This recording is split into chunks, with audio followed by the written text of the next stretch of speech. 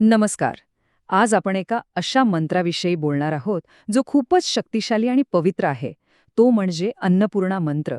हो, हा मंत्र आपल्यापैकी अनेकांना ऐकून माहीत असेल. पण थांबा, याचा अर्थ फक्त जेवणापुरता मर्यादित आहे असं वाटतंय का? अजिबात नाही. याच्या आत एक खूप मोठं रहस्य दडलंय. चला तर मग सुरुवातच करूया त्या पवित्र शब्दांनी. हा तोच मंत्र आहे ज्याचा आवाज आपल्या घराघरात पिढ्यानपिढ्या घुमत आला आहे. समृद्धी आणि पोषणाचं एक प्रतीक म्हणून आपण याकडे पाहतो. पण मग इथे एक प्रश्न निर्माण होतो. जेव्हा आपण हा मंत्र म्हणतो तेव्हा आपण देवीकडे फक्त 2 वेळेचं जेवण मागत असतो का, की मग याच्यामागे काहीतरी खूप खोल, खूप गहन अर्थ लपलेला आहे? चला तर मग या मंत्राच्या मुळाशी जाऊया. आज आपण काय काय जाणून घेणार आहोत. सगळ्यात आधी अन्नपूर्णा माता नक्की आहे तरी कोण, मग आपण बघूया या मंत्राचा खरा सखोल अर्थ. त्यानंतर त्याचा जप केल्याने काय फायदे होतात, आणि हो, या मंत्राची उत्पत्ती कशी झाली याची रंजक कथा सुद्धा पाहू. आणि शेवटी अन्न हेच परब्रह्म या महान संकल्पनेवर बोलू. चला तर मग आपल्या या प्रवासाला सुरुवात करूया. पहिला टप्पा, ही अन्नपूर्णा माता आहे तरी कोण. बघा, अन्नपूर्णा या नावातच सगळं काही आहे. हे नाव 2 संस्कृत शब्दांपासून बनले. पहिला शब्द आहे अन्न, म्हणजे आपलं जेवण, आपलं पोषण.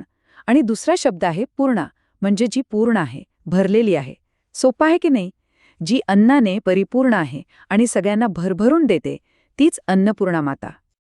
अच्छा, तर ही देवी म्हणजे दुसरं तिसरं कोणी नसून साक्षात देवी पार्वतीचंच एक रूप आहे. हो, भगवान शंकराची प्राणवल्लभा. आणि तिचं सर्वात महत्वाचं, सगळ्यात प्रसिद्ध मंदिर कुठे आहे माहितीये? ते आहे काशीमध्ये, म्हणजे आपल्या वाराणसीमध्ये. असं म्हणतात की तिथे ती आजही साक्षात वास करते. ओके, तर आता अन्नपूर्णा मातेची ओळख तर झाली. आता येऊया सगळ्यात महत्वाच्या भागाकडे, या मंत्राच्या आत दडलेल्या खऱ्या अर्थाकडे.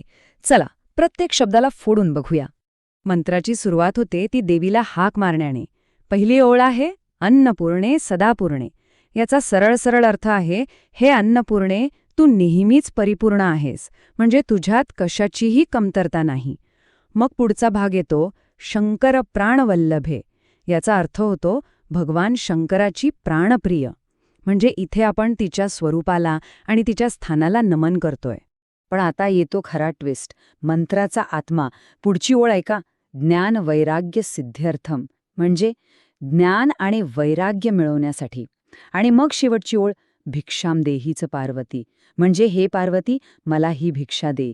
आता आलं का लक्षात? इथली भिक्षा म्हणजे फक्त जेवण नाहीये. अरे, आपण तर ज्ञान आणि वैराग्य, म्हणजे या जगातल्या मोहांपासून सुटका मागतोय. ही किती मोठी गोष्ट आहे. तर आता जेव्हा आपण हा खरा अर्थ समजून घेऊन मंत्र म्हणतो तेव्हा त्याचे फायदेही कितीतरी पटीने वाढतात. आणि हे फायदे फक्त आध्यात्मिक नाहीत, तर आपल्या रोजच्या आयुष्यातही जाणवतात. चला बघूया कसे.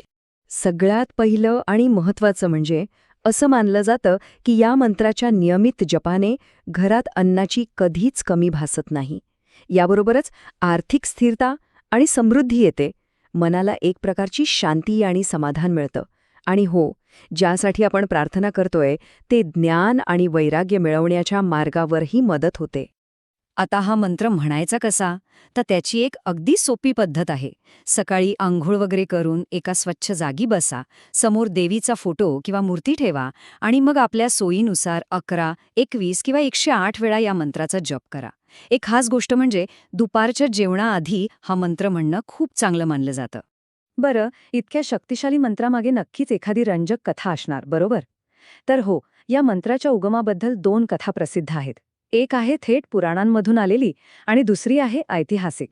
चला, आधी पौराणिक कथा ऐकूया. गोष्ट अशी आहे की एकदा भगवान शंकरांनी गमतीत म्हटलं की जगात जे काही आहे ते सगळं माया आहे, एक भ्रम आहे. हे ऐकून देवी पार्वतीला राग आला आणि ती अदृश्य झाली. तिच्यासोबत पृथ्वीवरचं सगळं अन्न नाहीसं झालं. सगळीकडे हाहाकार माजला. तेव्हा शंकरांना कळलं की अन्न काही माया नाही, ते तर सत्य आहे.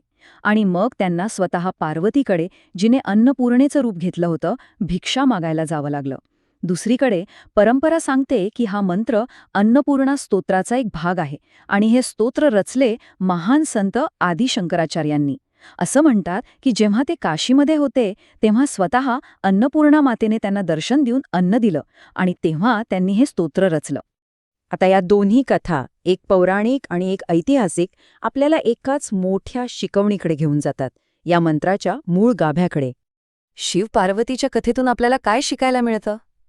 हेच की अन्न, जे आपलं पोट भरतं, आपलं अस्तित्व टिकवतं, ते काही माया किंवा भ्रम नाही.